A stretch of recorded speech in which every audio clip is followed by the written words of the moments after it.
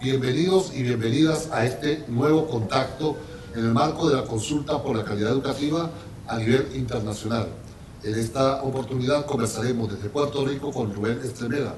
Rubén es profesor de la Universidad de Puerto Rico, Núcleo Río Piedras, ha sido asesor de numerosas instituciones públicas y privadas, entre otras del propio Departamento de Educación de Puerto Rico. Tiene una amplia experiencia en el área de educación, de ejercicio de la docencia. Bienvenido, Rubén, a este contacto internacional. Gracias por la atención a esta actividad. Rubén, ¿cuál es la fotografía actual de la educación en Puerto Rico? Bueno, para dar una fotografía amplia de la educación en Puerto Rico tenemos que ver cuál es el perfil de nuestra población, cuál es la situación. Primeramente, nosotros hay que ubicar la educación dentro del marco económico político vigente de Puerto Rico. Como ustedes saben, Puerto Rico estaba un estado colonial por más de 500 años. Primero bajo el gobierno español y ahora por el gobierno de los Estados Unidos. La educación ha seguido los linderos coloniales tradicionales del gobierno norteamericano, y dentro de eso se han dado intentos de criollizar o de puertorriqueñizar la educación, pero dentro de esas circunstancias coloniales. En términos generales, adelanto la tesis que todo proceso educativo que se da en Puerto Rico es para validar e institucionalizar la realidad colonial del pueblo de Puerto Rico. Frente a esto hay diversos grupos educativos en el ámbito de la sociedad civil que se han promovido una educación diferente. Y en algún momento en el diálogo vamos a estar hablando sobre esto. ¿Cuál es el perfil de la educación puertorriqueña? Nosotros tenemos una población de 3.9 millones de habitantes. Sobre 4 millones viven fuera de Puerto Rico. O sea, mayormente en Estados Unidos. Hay más puertorriqueños en Estados Unidos que en Puerto Rico. O sea, que eso refleja una situación económica social fuerte. Ampliándose esa diferencia desde el 52 en adelante, momento en que se crea el Estado Libre Asociado de Puerto Rico, que no es otra cosa que una condición colonial para el gobierno de los Estados Unidos. El 40% de nuestros estudiantes desertan la escuela, y eso es una deserción amplia. Los estudiantes no terminan la escuela superior.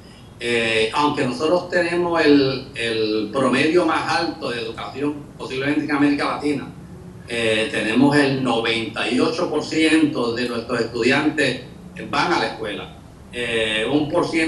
Una tercera parte de nuestra población, estamos hablando de 1.2 millones, van a diversas instituciones educativas, universidades privadas, universidades públicas, el Departamento de Educación, escuelas secundarias, escuelas elementales. O sea, nosotros tenemos una estructura educativa bien cimentada, bien fuerte, dado el apoyo económico que recibe por el Congreso de los Estados Unidos en términos de becas a los estudiantes.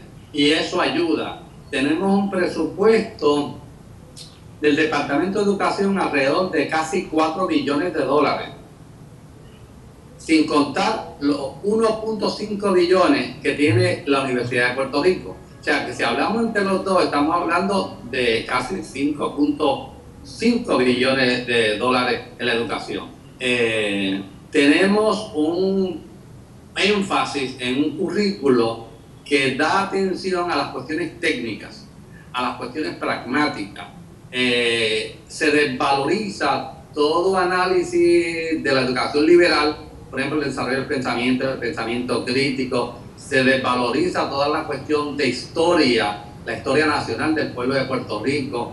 Se desvaloriza la capacidad crítica del estudiante para cuestionar las relaciones de poder que se dan en una sociedad que es injusta. O sea, Puerto Rico es uno de los países de más desigualdad económica en América Latina. Entre ellos está Chile, y Puerto Rico es prima hermana en esa área.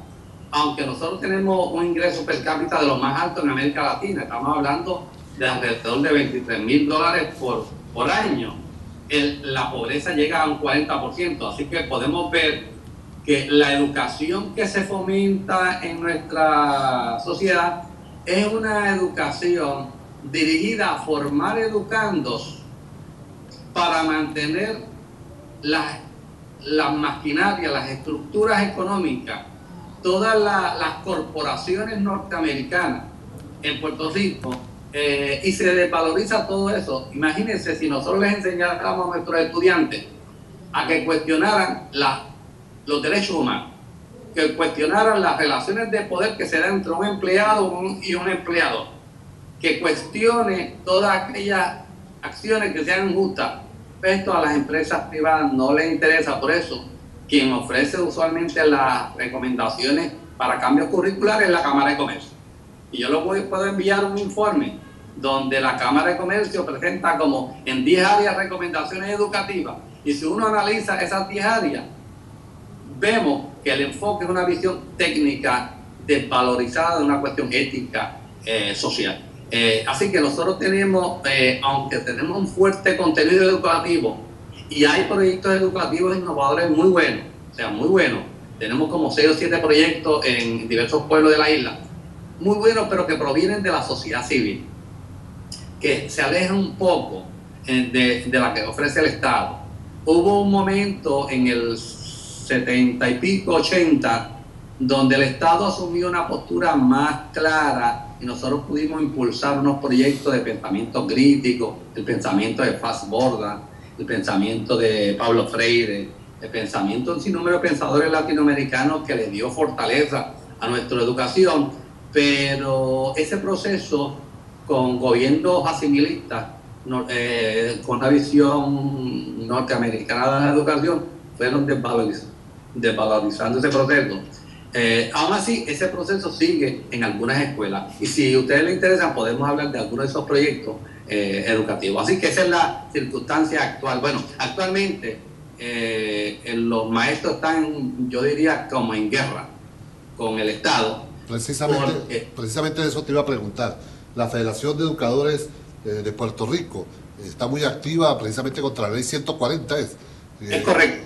Explícanos un poco más el tema de esa contrarreforma educativa que está ocurriendo en Puerto Rico. Es interesante porque la manera que usted la llama, así es que se debe llamar, ¿verdad? Acá le llaman la reforma. Y nosotros estábamos acostumbrados que cuando hablábamos de reforma, hablábamos de cambios para la ciudadanía. Y estos cambios, pues, como otros cambios que le han dado, se le llaman reformas, pero no son reformas, son contrarreformas, ¿verdad? Pues esta ley lo que ha hecho es que le ha quitado los derechos que tienen los empleados, el derecho a enfermedad, los derechos a pago por horas extra, le ha quitado, le ha reducido los gastos médicos, o sea, las permanencias han desaparecido. En el caso de los maestros se les quería quitar el derecho al retiro con todos sus derechos, o sea, ahora tenía que trabajar 40 años, 35 años, o 45 años, o sea, tenía que retirar a los 65, 66 años, cuando por ley tiene derecho a retirarse a los 30 años o a los 55 años. La pérdida en salario anual puede fluctuar entre 10 a 15 mil dólares, que eso es bastante. Hay una incertidumbre enorme en los maestros, y gracias a la Federación de Maestros y a otras instituciones, la Federación no es la única organización, pero es una de las más combativas, ¿verdad? Han organizado un grupo de asociaciones que son de centro derecha y centro izquierda, o sea, por vez primera los centro derecha y centro izquierda de uniones se unen para combatir un mismo enemigo, ¿verdad? Y el enemigo no lo vemos como el Estado, vemos los que están detrás del Estado, que son las multinacionales, los prestan dinero al gobierno de Puerto Rico. Nosotros debemos 70 billones de dólares, y se nos va alrededor de 4 billones anuales en pagos, y la única manera que tiene el Estado, nosotros hemos sugerido otras recomendaciones, pero la única recomendación que da el Estado es la de aumentar los impuestos, quitarle beneficios a los empleados, y ahora mismo yo diría que hay alrededor de 4 sindicatos poderosos en Puerto Rico que están pidiendo una huelga general, y que está muy bien vista por muchos sectores del obrerismo, porque básicamente lo que quieren es aguantar la intentona del Estado en quitar derechos a los empleados. ¿En cuánto oscila hoy en día el salario en términos de dólares promedio de un educador en Puerto Rico? Entre $1.500 mensuales a $4.000. Eso puede fluctuar por años de edad, años de experiencia, si tiene maestría, si tiene doctorado, si tiene un puesto de director o es maestro. Perfecto. Pero empezando son 1.500. Perfecto. Ahora bien, tú me hablas de toda una perspectiva colonial en la educación. ¿Hay espacios para enseñar la historia de Puerto Rico en las escuelas, en las universidades? La otra historia, la historia de la resistencia, la historia de la independencia. Pero hay muchas historias. Yo siempre he catalogado, hay dos tipos de historias. Está la historia del colonizado y está la historia del que pretende salirse de la descolonización. La historia nuestra ha sido una historia del colonizado. ¿Qué quiero decir con esto? Que la historia que aprendemos en nuestras escuelas es la historia de George Washington, Abraham Lincoln, y cuando hablan de los patriotas, por ejemplo, tenemos varios patriotas en Puerto Rico, Ramón Emeterio Betance, Eugenio María de Hostos, don Pedro Albizu Campos, don Juan Maribra, don Antonio Correger. Hablan de ellos como si fueran poetas, como si fueran literatos, como si fueran, o sea, pero el elemento político se queda al margen, así que son dos historias. No tenemos una historia de la liberación nacional. Perfecto. Ahora, continuando con el tema de la calidad educativa, ¿cuáles son las exigencias mayores de la sociedad puertorriqueña en este momento y del sector magisterial respecto a la transformación de su sistema educativo? Bueno, yo creo que aquí hay un elemento bien importante, tiene que ver con la participación. O sea, el elemento de una sociedad quiere ser democrática, y yo creo que los sindicatos están pidiendo participación en la toma de decisión en el área presupuestaria, en el área educativa, donde ellos puedan, porque ¿dónde es que están los expertos en el área de educación? Pues en el magisterio, o sea, ellos son los que saben.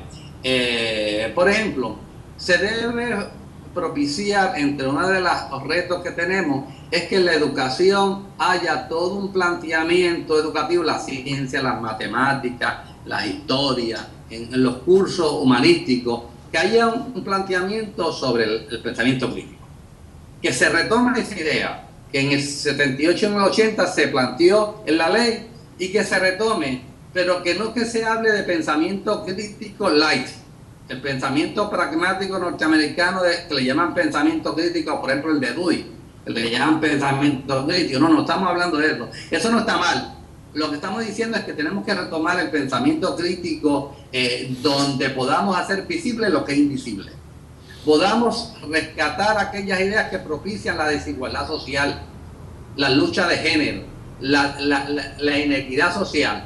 Y yo creo que si ese elemento de pensamiento crítico, según lo percibe Freire, Fassborda y estos distinguidos hermanos latinoamericanos, si esto se retoma, ayuda en algo a que se forme una ciudadanía preparada para un sistema que en su esencia es injusto y que pueda cuestionar, y lo pueda cuestionar a través de los sindicatos, a través de las organizaciones, a través de todos los movimientos. Eso por un lado. En el área administrativa se han dado unos intentos muy interesantes de regionalizar la educación. Eso tiene sus pros y tiene sus contras. Sus pros es que permite ampliar la base de participación de la gente en la toma de decisión. Y este es el ejemplo de la ley que se hizo en el 98 de la Escuela de la Comunidad, donde se le pasa el poder a la comunidad, ¿verdad? Pero cuando uno ve en la práctica ese proyecto, lo que se da cuenta es que se duplica o se repite las mismas relaciones de poder como si fueran centralizadas. O sea, tenemos una pequeña escuela que toma decisiones, pero toma decisiones de manera burocrática, tradicional, jerárquica, y no establece una participación genuina. Así que una de las áreas es descentralizar, pero con poder desde las bases mismas de la comunidad y desde la misma base del magisterio. Hay diversos enfoques de proyectos. Yo creo que hay un programa que se llama PECES, y ese programa va dirigido, tiene el mismo alineamiento de Paulo Freire, de usar la educación como un proceso de liberación, donde las personas puedan entender su realidad personal y verla como esa realidad personal, atarla a realidades colectivas, y esas realidades colectivas inmediatas atarla a realidades más amplias, de tal manera que él vea que la relación entre él y otras personas es una relación de poder que entre él y el Estado, él y la economía. Y yo creo que ese proyecto PES es muy bueno porque ayuda a crear empresarios colectivos, ¿sabes? A crear empresas colectivas donde tomen conciencia de que una liberación económica implica una liberación personal. Y ese proceso que se está dando ahí es muy bueno. Hay otro programa muy bueno que se llama Casa Pueblo, no sé si lo han escuchado, allá en Venezuela. Casa Pueblo es un proyecto de resistencia nacional, es educativo, tiene una radio, y las juntas las constituyen los mismos miembros de la comunidad. Las tomas de decisiones están basadas en principios, no pecuniarios, basados en los beneficios de la sociedad, y ha tenido la capacidad este proyecto de atraer personas de centro izquierda y hasta de derecha, bajo la cuestión ambiental, para enfrentar al gobierno a que no use el terreno nacional para entregarle las minas de Puerto Rico a extranjeros. En la década del 70 y 80 ese programa fue efectivo. Ahora el gobierno trató de poner un tubo de gas por el centro de la isla, y ese proyecto educativo comunitario logró con otros proyectos hacer una resistencia fuerte al Estado, y el Estado tuvo que echar para atrás. O sea, yo creo que en el pueblo de Puerto Rico hay fuerza y poder. Nosotros hemos tenido la habilidad como pueblo de aprovechar los momentos históricos para enfrentar al gobierno de los Estados Unidos, cuando lo de Vieques y lo de Culebra, ¿verdad? Que logramos sacarlo, ¿verdad? Claro, hay unos resabios todavía de asuntos que no se han podido resolver, pero yo creo que estos proyectos educativos, en cierta medida, que vienen de la sociedad civil, han ayudado a crear un educando más crítico, más consciente, más comprometido con las luchas sociales. El tema de la calidad entre nuestras sociedades, muy vinculado a sistemas de medición, tanto para los profesores como para los estudiantes. ¿Se están implementando en Puerto Rico estos sistemas de medición para los docentes o forman parte de las contrarreformas en marcha? Bueno, yo creo que todos los sistemas capitalistas y neoliberales, ese es un enfoque fundamental para ellos. Para ellos es fundamental. Hay diversas formas de medir. Yo mido para el sistema vigente o mido para el desarrollo humano. Así que Puerto Rico sí lleva toda una estrategia de misión, assessment y evaluación. Le voy a dar un ejemplo para que vea el ímpetu que hay en lo de evaluación, pero es con un propósito. Las grandes transnacionales en Puerto Rico quieren asegurarse que nuestros estudiantes tengan los estándares mínimos para trabajar en sus empresas. Así que el propósito de la medición y evaluación tiene un fin pecuniario, no un propósito de desarrollo personal. Por ejemplo, nosotros tenemos 46 instituciones de acreditación de programas educativos a nivel de universidad. ¿Usted sabe lo que es eso? 46 instituciones. Tenemos más de 100 y pico de acreditaciones profesionales. La Universidad de Puerto Rico se puso como meta que para el 2014-2015 el 100% de los programas universitarios estuvieran acreditados. ¿Qué tiene que ver esto con evaluación y medición? Pues tiene que ver mucho. Porque estas agencias acreditadoras, el centro de atención son los instrumentos de medición y de evaluación. Y tienen unos estándares. Pero cuando uno analiza esos estándares, es como si uno estuviera diciendo allí qué competencias debe tener un egresado para trabajar en una fábrica, para trabajar en la telefónica, para trabajar, o sea, el foco de atención de toda esta agencia acreditadora profesionales va en esa línea. Tan es así que se inventaron, yo soy un especialista en currículum a nivel universitario, y en la década del 80 se inventaron en Puerto Rico lo que se llama un perfil del egresado. Y el perfil del egresado lo que quiere decir es perfil para quién. Y cuando uno ve, yo hice un análisis de los perfiles de egresados de las universidades en Puerto Rico y me di cuenta que la visión pragmática, utilitarista de cada uno de los indicadores de perfil iban dirigidos a ser un buen empresario, a apoyar a un empresarismo capitalista burdo.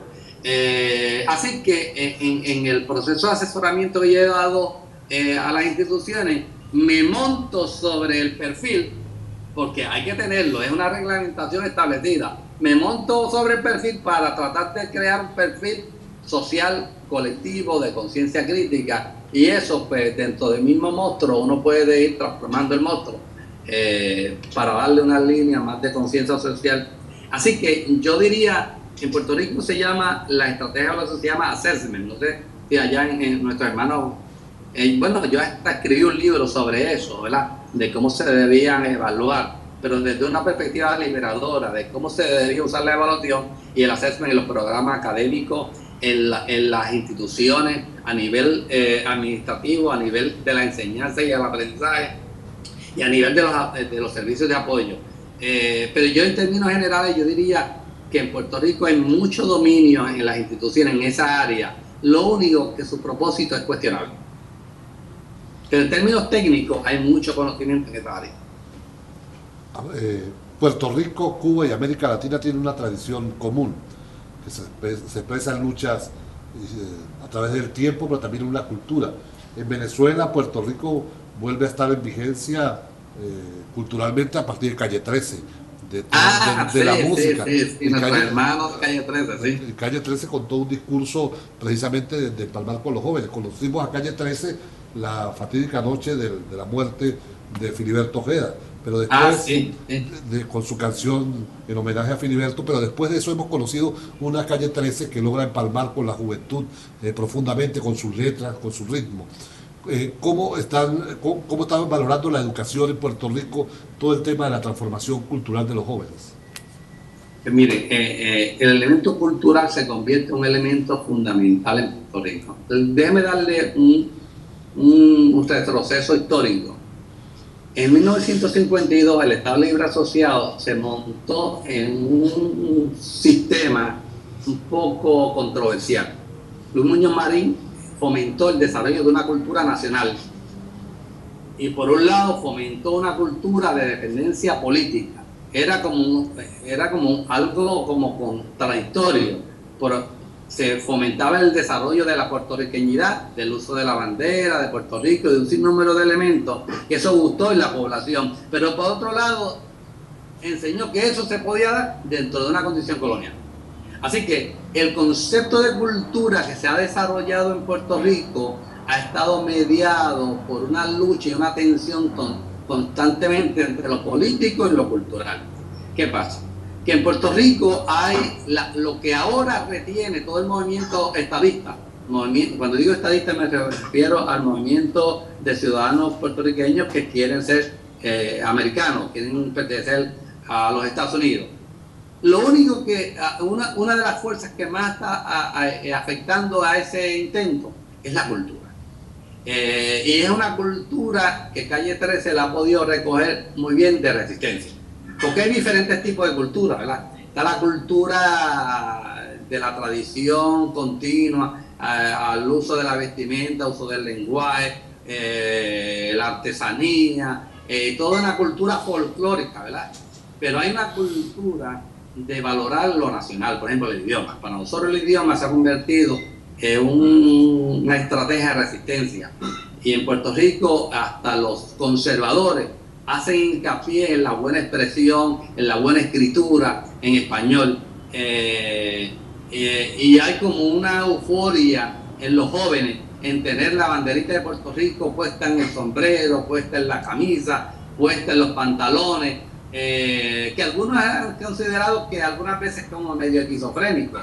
En Puerto Rico hay una actitud de muchos jóvenes de sobreestimar la puertorriqueñidad, y esto yo lo puedo entender, porque es una manera de resistir la tendencia a querernos americanizar. Y frente a eso, que fue lo mismo que hicieron los negros en Estados Unidos en la década del 60, de decir que ser negro era bonito, ¿verdad? Y enfatizar mucho en la negritud. Y en Puerto Rico hay como una insistencia en decir soy boricua. Hay un lema que se escucha mucho, dice soy boricua para que tú lo sepas. Y lo pone así, para que tú lo sepas, no para que tú lo sepas. Lo que quiere decir es que en el elemento cultural está el elemento de resistencia al gobierno de los Estados Unidos y muchos educadores de mucha conciencia a nivel elemental, escuela secundaria, superior, en las universidades. Hay mucho énfasis en ese elemento, porque ese elemento es como un área que en algún momento, no ahora, en algún momento va a ser la cuna para la liberación nacional. Así lo vemos nosotros. Tú has sido asesor del gobierno en materia de educación en diferentes momentos. Sí. Si te correspondiera hoy formular 3 propuestas concretas para transformar el sistema educativo, ¿cuáles serían esas 3 propuestas? Primera, yo creo que en toda educación, la educación tiene un propósito. Y el propósito es la formación humana. Es la visión esta clásica de la educación liberal, la formación humana, pero poniéndole el ingrediente social, el elemento fenomenológico de las luchas sociales. Yo creo que una aportación que debe tener el currículo en la educación en Puerto Rico es primero que se desarrolle una formación educativa basada en los derechos humanos, usando en la Declaración de Derechos Humanos de las Naciones Unidas como punto de referencia. O sea, que si se va a enseñar inglés, matemáticas, español, ciencia, estudios sociales o historia, se tiene que dar dentro de la Declaración de Derechos Humanos, dentro de los principios que decide esos principios. Así que ese es el primer elemento, meter dentro de todo el currículo una visión transformadora, crítica, como Austin la veía, como la veía Fassbender, como la veía Freire. O sea, es una educación transformadora, una educación donde cuestiona la inequidad social, la injusticia, la lucha de género, la lucha por el poder. O sea, que sea una educación solidaria. Yo creo que ese es el primer planteamiento que debe haber. Claro, yo digo esto, pero en una posición colonial eso es imposible, ¿verdad? Esa sería la primera. La segunda, yo creo que debe dirigirse en el área administrativa. En el área administrativa debe crearse una base administrativa amplia de base donde las comunidades puedan participar en la toma de decisión de las escuelas, pero bajo los mismos principios de los anteriores. Es para generalizar la educación al pueblo, donde los administradores no sean los que tomen decisiones. El rol de los administradores es dar apoyo y sustentar lo que la base del pueblo dice que debe educarse. Yo creo que ese principio es bueno no solamente en Puerto Rico, es bueno en Venezuela, es bueno en Cuba, es bueno en Uruguay, Argentina, en cualquier país, porque es democratizar la educación y la toma de decisiones. Ese es un segundo principio. Yo creo que un tercer principio tiene que ir en lo económico. La educación, ahora mismo el 7% de nuestro presupuesto nacional va dirigido a la educación. Eso es mucho. Si uno lo contabiliza, estamos hablando de alrededor de 6 billones de dólares. Eso es bastante. Sin embargo, yo creo que la educación debe estar con un presupuesto estándar, con una fórmula estándar, que según va aumentando el ingreso per cápita, el país también vaya aumentando el ingreso per cápita del presupuesto que se le asigna a la educación. La educación es la base fundamental de una sociedad, en el área de la ingeniería, en el área de la medicina, en el área de la salud, en el área de la economía, en todas las áreas. O sea, el gobierno debe imponer contribuciones a las multinacionales para fortalecer el área educativa. Ahora mismo, las multinacionales en Puerto Rico se llevan 34 billones de dólares anuales para los bancos de los Estados Unidos. Nosotros somos el segundo país que más le compramos a los Estados Unidos y somos una isla de un poquito más de 100 por 35 millas, con una población de 3.9 millones. Sin embargo, somos el segundo o el tercer país en el mundo que le compramos más a los Estados Unidos promedio. O sea, nosotros somos una máquina de consumo en Puerto Rico. El consumo es exagerado. Así que yo creo que si esas multinacionales se llevan 34 billones de dólares, por lo menos un 10% de esos 34 billones debe quitársele a ellos, debe exigírsele que lo pague, y parte de ese por ciento someterlo a la educación. Básicamente yo diría que esas son tres áreas, una en el área educativa, y hay otra que es en el área de servicio. Una institución educativa siempre tiene tres componentes fundamentales. Tiene la administración, tiene el servicio, tiene la enseñanza y el aprendizaje. En la enseñanza y el aprendizaje, fomentar el pensamiento crítico. En el área administrativa, desarrollar una administración de base popular.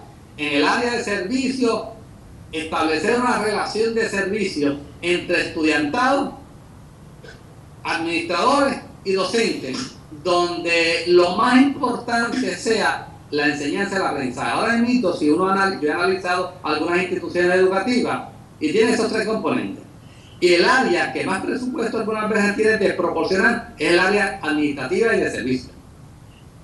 Y esa no debe ser el área fuerte debe ser enseñanza y aprendizaje.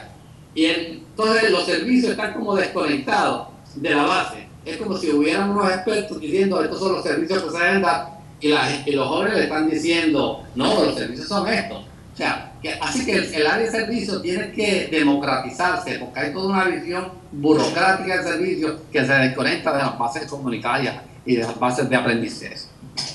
Bueno, para ir cerrando este primer contacto internacional, nos gustaría que les dijeras un mensaje a los maestros, a las maestras, a los profesores y a las profesoras venezolanas que en sus aulas, en sus instituciones educativas, junto con las comunidades, están discutiendo el tema de la calidad educativa como una oportunidad para seguir avanzando en la transformación de nuestro sistema educativo.